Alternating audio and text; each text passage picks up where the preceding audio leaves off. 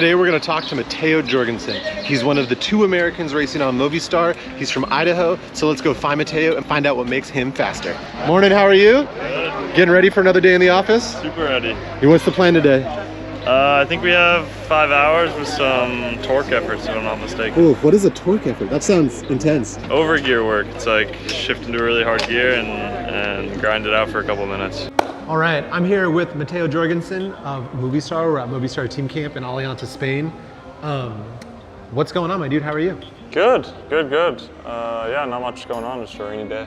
Just riding your bike every day with the team, training, just making it happen? Yeah. Just was in the US, had to come back for this, so yeah, no, just getting the work done.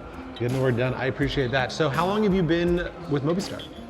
This is my 3rd year, so next year will be my 4th. Oh, how long have you been a professional cyclist? Same time, so I turned pro with Movistar, yeah. Oh, rad. 3 years. So how did you come into professional cycling? Like, kind of walk me through the journey of young Matteo to all of a sudden being with like one of the top tier pro tour teams. Yeah, I started like on a local club in Boise, the same as the other American here, Will. I started on Bird Cycling, which is like a grassroots team, and then eventually I was doing nationals and doing well at nationals in the US as a junior, like a young junior, like 10, started at like 8 years old. Yeah, you definitely started at the very youngest ages. Yeah. And then eventually got on Hot Tubes, which is like a higher development team in the US, and started going to Europe with a national team, which was super good, like pretty young. I started at 15, so your first race in Europe was you were a 15-year-old racing in Belgium? Yeah, I was actually probably 14 years old, like race age 15. I've heard those are gnarly races too. That is like must have been the deepest They of the deep are, end. oh my God. And everyone's screaming at you in foreign languages and you're just like, wow, what's going on? Well, the whole thing's just a shock. It's like,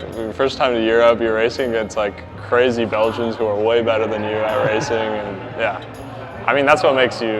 But that's also how you get to be here. For sure, You kind of just stepped off into the deep end and learned how to swim real quick. Yeah, without that stuff, definitely wouldn't have come to Europe. And then eventually as U23, I just decided to move to Europe. I felt like that's what I needed to do to be professional, because I wasn't on Action, which is like the way Americans usually got to the World Tour. I didn't make it, so...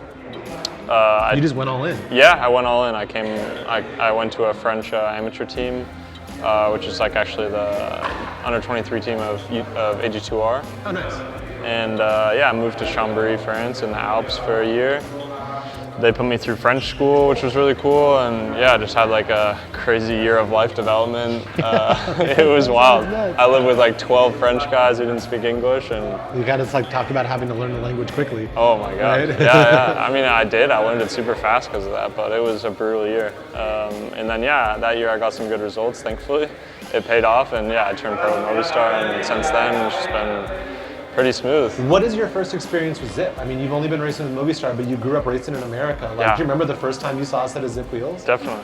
This first time I saw them, I don't remember. I was probably so young. But I remember the first time I raced them. I think I was racing like Zipp wheels, Zipp 303s specifically. Oh, yeah. My family had a pair of Zipp 303s, like one of the first kinds.